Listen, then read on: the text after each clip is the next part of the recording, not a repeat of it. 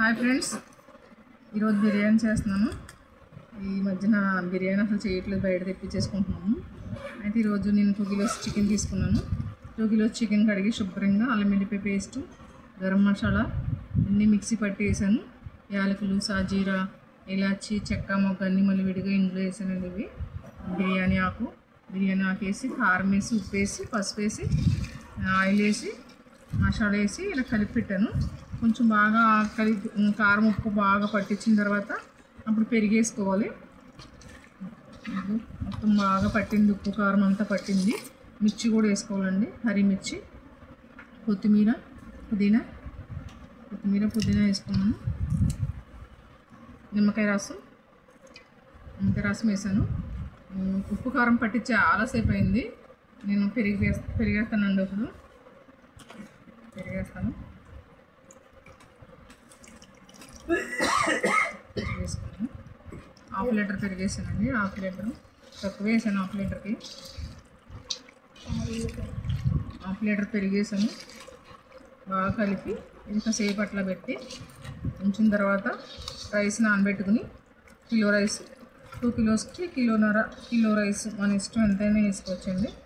నానబెట్టిన తర్వాత బాయిల్ చేసి ఉడికిన తర్వాత మీకు మళ్ళీ చూపిస్తాను నేను వీడియో. బిర్యానీ అయిన తర్వాత అయితే ఇట్లా వచ్చింది.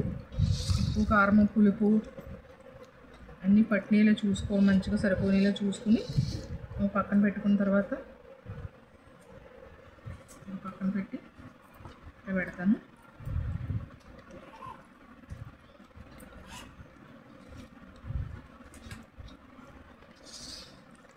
ఈ మధ్యన అసలు వీడియోలు చేయట్లేదండి, హెల్త్ బాగోలేక. ఇక్కడ నేను చేస్తాను వీడియోస్.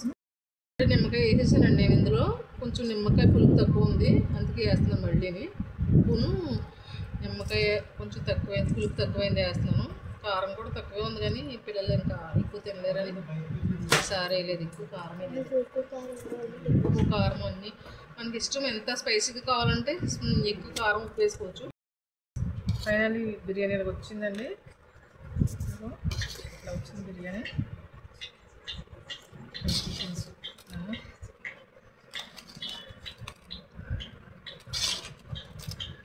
ఇట్లా వచ్చింది.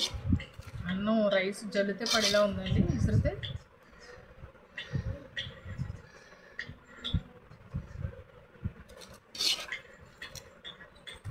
ఇందులోకి వంకాయ కర్రీ, తెల్ల వంకాయ కర్రీ, చక్కగా గుత్తి వంకాయ చేసుకుంటే బాగుంటుంది. మిర్చి కర్రీ కూడా చాలా బాగుంటుంది. ఇంకా నేను చేస్తే మిర్చి కర్రీస్ బాగుంటాయి, కానీ మీ పిల్లలు తినడానికి కర్రీస్, అందుకని కర్రీ చేయలే. ఇందులో కర్రీ సరిపోద్ది. మా మమ్మీ చాలా యమ్మీగా ఉంది. చాలా యమ్మీ అండి, super taste. Okay guys, video నచ్చితే లైక్ చేయండి, షేర్ చేయండి.